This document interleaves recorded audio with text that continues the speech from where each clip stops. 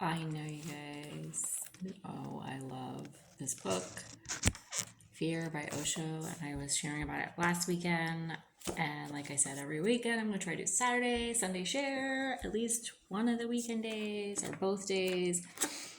Just as you can tell, I love reading. I go through different modes though, where I'm like, I'm enjoying reading, and then sometimes I'm like, I just can't. I want to watch something. So sometimes I might share about something I've watched, something I read. I do scan and read a lot of articles, whether online or physically, and just a lot of whatever else I want to share. But I will make this the last one probably because I'll just end up reading the entire book to you guys if not. But I thought I could go through the chapters really quick so you get a good idea. Oh, and like I mentioned also by Osho, dude, there's so many insights for a new way of living series. I guess this is part of them. There's awareness, one called compassion, courage, creativity, freedom, intelligence, intimacy, intuition, joy, and maturity. In addition to the fear book, like I'm pretty sure I would love to read all of those, and I haven't yet. And then he's got a bunch of other ones. I'm like, how? And there's audiobooks.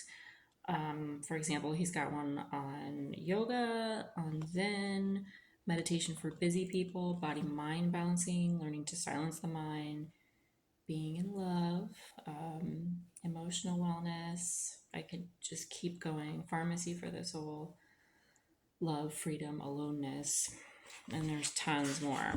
Um, but again, this book is called Fear, Understanding and Accepting the Insecurities of Life.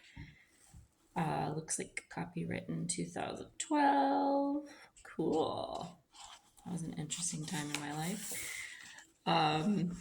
So the first chapter is called Understanding Fear Itself, which is important.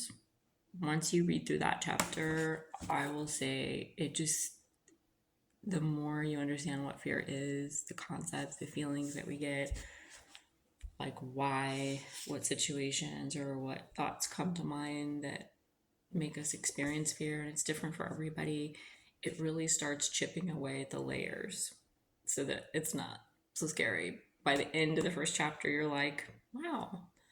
I mean, if you're open minded and you're really looking at improving yourself in your life, then I would say, yeah, just read the first chapter. You're going to be like monumentally different afterwards, in my opinion. Second chapter is called Scared to Death, Exploring the Roots of Fear. So psychological versus physical, the known versus the unknown. Some people are afraid of life. Some people are literally afraid of living because they're afraid of death, and they come together. They don't exist without the other. So there's that. It's a lot of important concepts to grasp a hold of and understand. And I would say a lot of families and just different cultures, different backgrounds just are not teaching these concepts and passing those down so that the children can understand like and what to do when they feel afraid.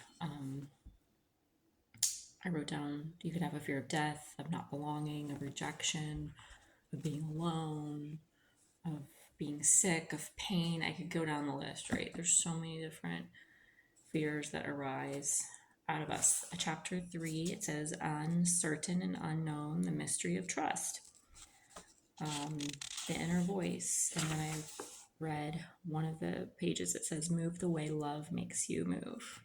So I love that. And I had heard over the years, just are you operating out of fear or love? Like what is your motivating operation? Like it's true, where you're either operating out of one or the other. So when you're having anxiety and you're like, oh my, that's fear. Obviously, you're coming from a place of fear, whether you want to or not. So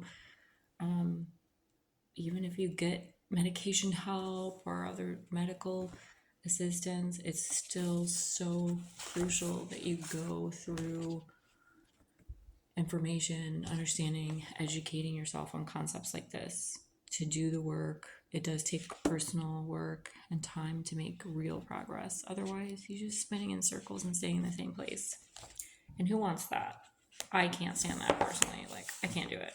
I think it's impossible for me. So I've just, even if I make one step forward, three steps back, I'm like, that's okay. At least I'm changing and moving and grooving. And eventually I'm going to push myself over the line, right?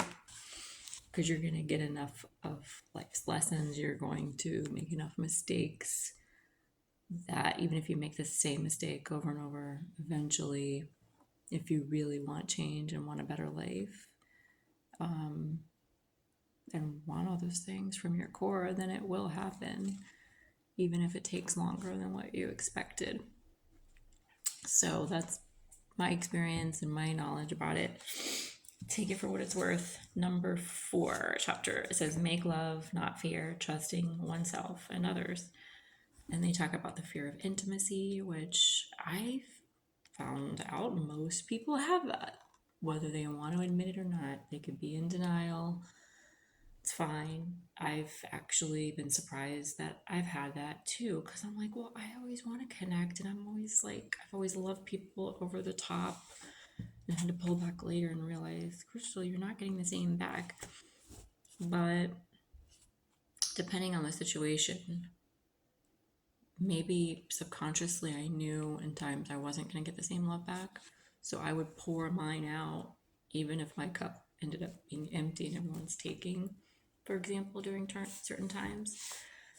But I would keep doing it, I think subconsciously knowing I wouldn't get the same back. So that is a fear of intimacy in a way. It's like I wasn't communicating to try to get real intimacy because I already knew or was expecting that it wasn't there for me. So I kind of was like, well, I'll be the Jesus in their life, right? I'll be the one who is loving and who makes a difference. And if it gets to the point that I have to get away from this person, so be it. But that's how I will operate. And one way it's good, and then one way it's bad. Because if you operate like that to the extreme, then you're not standing up for yourself, you're not putting up boundaries, you're coming up empty, which obviously can make you ill physically, mentally, emotionally, all of the above. And chapter 5 says, finding a way to fearlessness, insights and meditations. So this whole thing is like insights and meditations, but some of the parts in there were like self-conscious versus being self-aware. Just to the extremes of anything, be aware of the extremes. And if there's fear there, to accept it, which is huge because most people are trying to fight away their fear. They're trying to force themselves not to think about it, not to feel it, because you think you have to get rid of it to be successful or move past it. Like, no fear. Remember that slogan and like whatever that brand was? Was that from the 90s or like the early 2000s? I don't know. I just remember seeing that a lot on people's like bumper sticker on a car. No fear, like the t-shirts and that one store at the mall. I forgot what it's called. But for those of you who know what I'm talking about. But the truth is that usually fear is there. You just have to face it and accept it and feel it, and then just say, I don't care that you're here. Fine, but I'm going to do this. I'm choosing to do this. And then it elevates you beyond that fear, even if it's there. And that's what courage really is, right? It's just facing and acknowledging fear is there and then rising above and doing it anyway.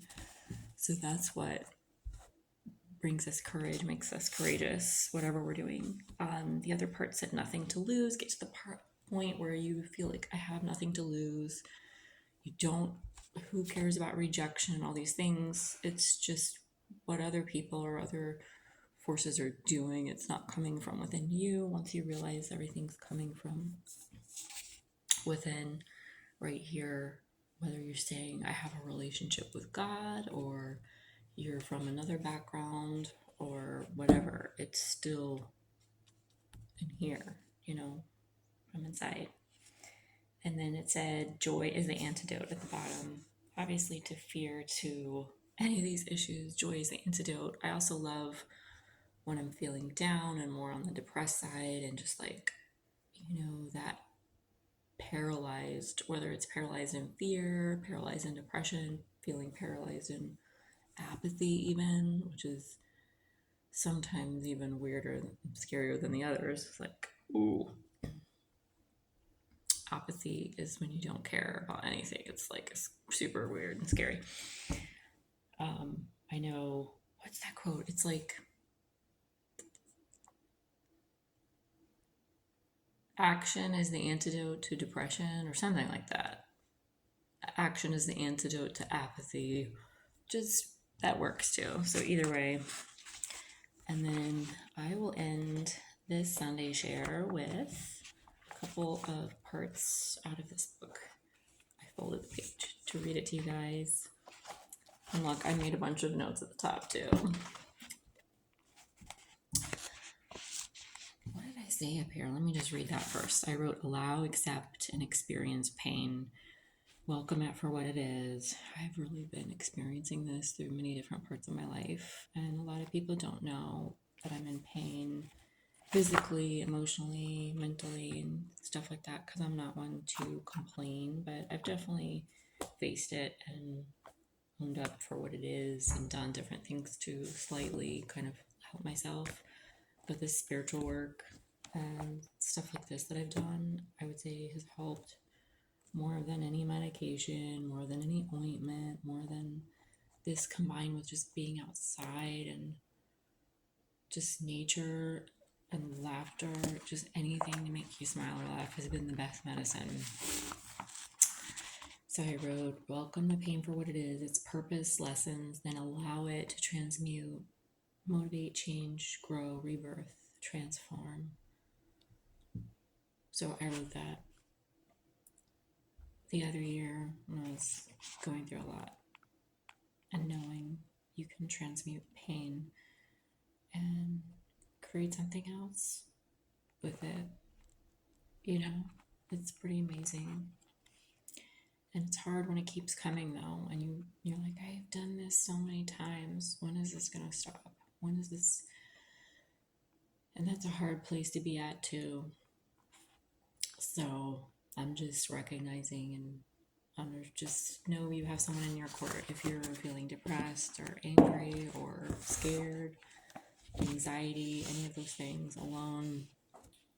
I'm here, and you can reach out to me to book a session anytime. You can email me, crystalblackpurepodcasting@gmail.com, and learn more about that. So I'll put that out there. And here, I'm going to pick this part up. Again, my suggestion is when there's pain, go deeply into it. Don't avoid it. The more we avoid it, the more it continues right there on that same line. Let it be so. Be open to it. Become as sensitive as possible. Let the pain and its arrow penetrate you to your very core and suffer it. Nobody wants to hear that, but there is beauty in the pain, and suffering from it to a certain extent allows us to move past it and to know, I can't stay in this suffering. This is not going to be my life. You kind of have a choice to make right at that point. It says, when pleasure comes, let that too move you to your innermost core and dance it. When there is pain, be with pain. And when there is pleasure, be with pleasure. Become so totally sensitive that each moment of pain